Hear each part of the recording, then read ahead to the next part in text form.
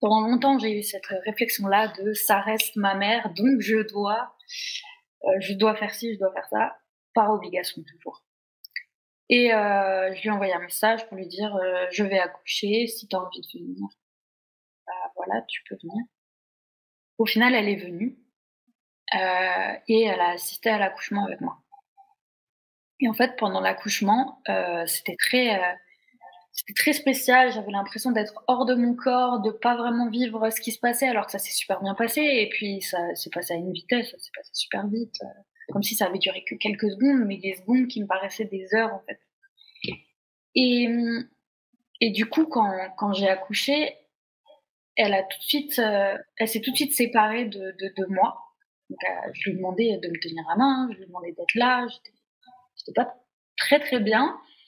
Et en fait, quand la petite est arrivée et qu'ils l'ont emmenée pour la nettoyer juste à côté, elle est partie avec les sages-femmes du coup. Et, et là, j'avais l'impression qu'ils étaient à, je sais pas, 3 ou 4 kilomètres de moi. Enfin, en tout cas, très très très très loin. Et je les regardais et toujours cette impression d'être hors de mon corps, de me voir au-dessus de moi, comme si, comme si c'était un film, une histoire, pas la réalité en fait. Et j'avais l'impression d'avoir accouché pour elle. Parce que c'est D'accord. vrai que avant du coup que je prenne la décision de la garder, elle jouait beaucoup avec le fait aussi que elle avait déjà fait 2 fausses couches. Du coup, elle voulait pas que, que, je, que je gâche une vie. Voilà. Donc je pense qu'elle s'est beaucoup projetée sur ce bébé en fait, tout simplement, et que enfin, ma mère ayant déjà des problèmes très importants mentaux, je pense que oui, elle s'est vraiment trop projetée sur la grossesse, comme si c'était elle qui le vivait en fait. Du coup, quand la petite est arrivée, c'était vraiment comme si elle se l'accaparait et oui, comme si j'avais été qu'une mère porteuse qui avait accouché pour ma mère. Donc déjà, on part sur de très mauvaises bases, où vraiment, bah, ouais, après quand on me l'a posée dans les bras, je la regardais, je la trouvais magnifique. Vraiment, mais j'ai pas ressenti l'explosion d'amour inconditionnel qu'on nous promet. Le fait qu'on nous dise oui mais tu verras quand tu vas la voir dans tes bras, quand tu vas la voir la première fois, quand tu vas sentir son odeur, sa chaleur, son cœur battre, ça sera une explosion de sentiments et d'amour que tu n'as jamais eu dans ta vie. Enfin, et ça s'est pas passé. J'ai pas senti l'explosion comme on l'avait promis. Donc déjà, à partir de ce moment-là, je me disais aussi que peut-être que j'étais pas normale, que enfin, c'était pas normal. Mais je me suis rien dit de plus. Je me suis dit bon maintenant de toute façon elle est là, faut que je fasse mon rôle, j'ai pas trop le choix. Elle est là et puis voilà, c'est trop tard. Enfin, faut assumer. Il y a rien d'autre qu'on puisse faire que d'assumer. Donc c'est ce que j'ai fait pendant un an. Dans les premiers mois, ça se passait bien, sauf que je faisais les choses mécaniquement. C'est-à-dire que toujours, je la trouvais magnifique et puis je savais que c'était un merveilleux petit bébé. Enfin, tout ça, c'était vraiment sincère. Je le pensais, je le ressentais vraiment. Mais et, n'ayant pas connu d'amour et n'ayant pas ressenti d'acte d'amour, en fait, j'ai, j'arrivais pas, j'arrivais pas à ressentir d'amour pour elle et je culpabilisais beaucoup vis-à-vis de ça. Et je lui caressais la joue de façon mécanique, je la prenais sur moi parce que je savais que c'était important qu'elle. En fait, je me renseignais sur tout pour savoir tout faire parfaitement. Donc je la mettais sur moi, donc sur mon torse pour qu'elle puisse sentir, je sais pas, mon cœur ou ma chaleur, parce que je savais que c'était important. Mais je le faisais juste parce que je l'avais lu. Je le faisais pas parce que ça me faisait du bien de le faire. Je le faisais parce que je savais que c'était important pour elle, pour un petit bébé. Je faisais du cododo avec elle et ça peut paraître bizarre, mais c'est vrai que du coup, je dormais quasiment pas la nuit, alors qu'elle, elle dormait, mais parce que je faisais que la regarder. je faisais que la prendre en vidéo ou en photo parce que j'avais ce besoin de savoir que c'était réel et d'avoir des preuves sur mon téléphone que c'était réel. Et puis vraiment, j'étais un peu aussi en admiration devant elle et voilà. Mais j'ai quand même fait les choses pas vraiment naturellement. C'était un peu comme un robot finalement. Ouais, c'est ça. Je faisais vraiment tout comme un robot et au final, je faisais tout correctement. C'est juste qu'au fur et à mesure des mois qui passaient, c'était de plus en plus compliqué de cacher mon mal-être et je commençais de plus en plus à me rendre compte qu'il y avait vraiment quelque chose qui allait pas, en tout cas de mon côté, parce que elle a rien à se reprocher. C'est un bébé, c'est un enfant. Quoi qu'il arrive, sur ça, j'appuierai toujours, mais c'est pas la faute des enfants. Il y a je dis que parfois il y a des écorchés vifs comme moi où du coup on n'a pas eu une vie très facile ou parfois on n'a pas eu le choix et en fait faut pas que ça leur retombe dessus ou à un moment donné dans leur vie ils vont culpabiliser, se dire que c'est leur faute, qu'ils ont fait quelque chose de mal ou non en fait ça n'a rien à voir avec ça.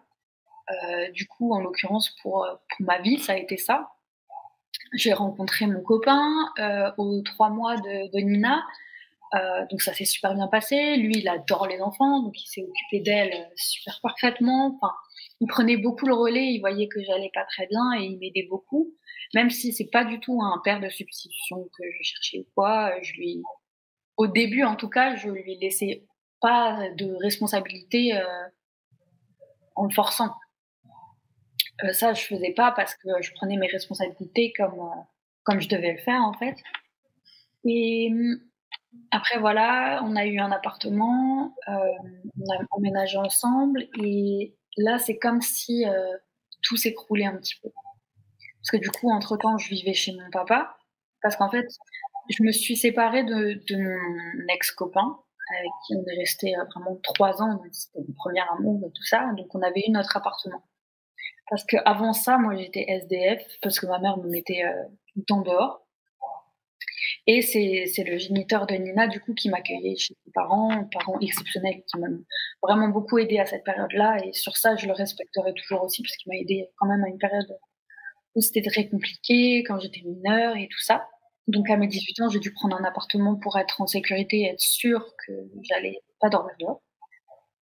Et, euh, et bien sûr, quand il m'a quittée, du coup, je me suis retrouvée un petit peu endettée. C'était très compliqué. Et là, j'ai dû retourner chez mon père. Donc mon père qui était séparé de ma mère à ce moment-là. Et il faut savoir que mon père était un homme battu. Donc nous, en plus d'avoir été maltraités, mon papa a été réellement un homme battu. Mes parents étaient tous les deux dépressifs. Ils ont fait plusieurs tentatives de suicide tous les deux. Et moi, j'ai toujours eu le rôle de parent avec mon frère et ma sœur, encore aujourd'hui d'ailleurs. Dès qu'ils ont un problème, ils ont besoin de quelque chose, c'est vers moi qu'ils se tournent. Et pour moi, c'est normal. Parce que du coup, j'ai grandi comme ça et j'ai vécu comme ça. Et je serai toujours leur maman. Enfin, parce qu'on n'a pas trop de maman, du coup, ça a toujours été moi. Même pour mon père, c'est un peu ça. Et enfin voilà, ça c'est juste l'histoire de vie. Donc je suis retournée chez mon père qui était encore pas très très bien au moment où j'y suis retournée. On était vraiment bah, endettés en fait. On n'arrivait pas trop à se nourrir. Et donc à ce moment-là, j'étais enceinte.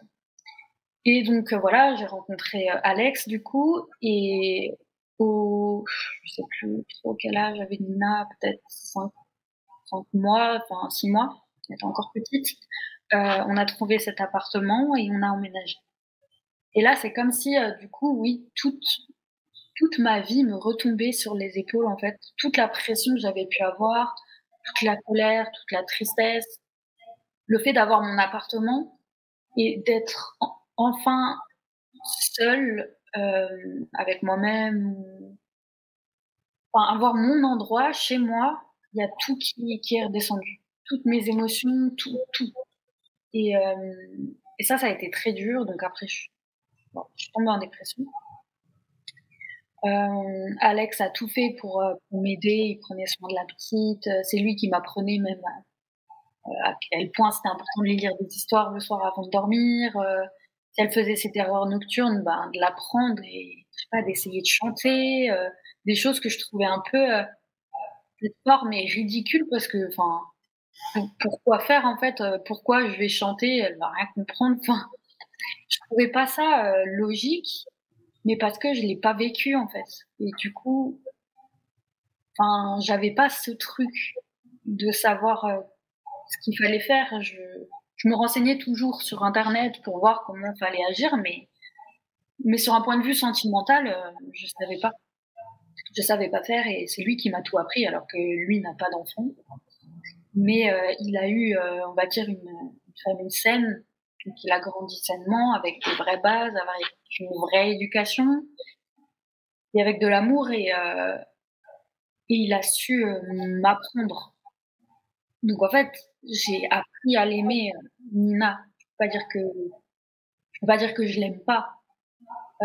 Ça, c'est pas possible. Mais j'ai dû prendre des décisions pour la protéger et puis pour me protéger moi-même aussi parce que ça devenait trop compliqué.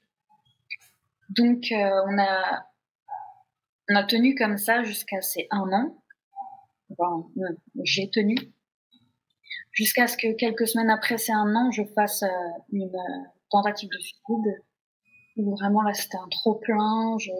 À tel point qu'en fait, les matins, je l'entendais plus tellement j'allais mal quand elle pleurait ou qu'elle se réveillait. Donc c'était mon copain qui se levait pour aller la voir.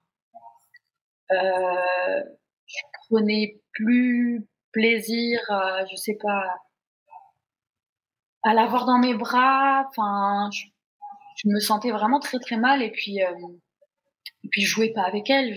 Enfin, ça ne m'intéressait pas et je savais pas comment faire et ça me frustrait beaucoup. Donc je la laissais dans sa chambre en me disant qu'elle allait jouer toute seule alors qu'un bébé d'1 an, faut lui apprendre, il peut pas comprendre tout seul comment jouer, puis même se débrouiller tout seul avec ses émotions parce que parfois c'était très dur. Donc je la laissais pleurer. Alors, je dis pas, si on sent qu'on n'y arrive pas, on peut laisser le bébé pleurer et respirer dans une autre pièce pour aller ensuite le récupérer et le réconforter pour éviter qu'il sente nos émotions. Si on sent que c'est trop dur, plutôt que de faire un geste déplacé, bien sûr qu'il faut aller se calmer dans une autre pièce, tout ça c'est normal. Sauf que moi, c'était vraiment, je pouvais pas du tout la prendre dès qu'elle pleurait en fait.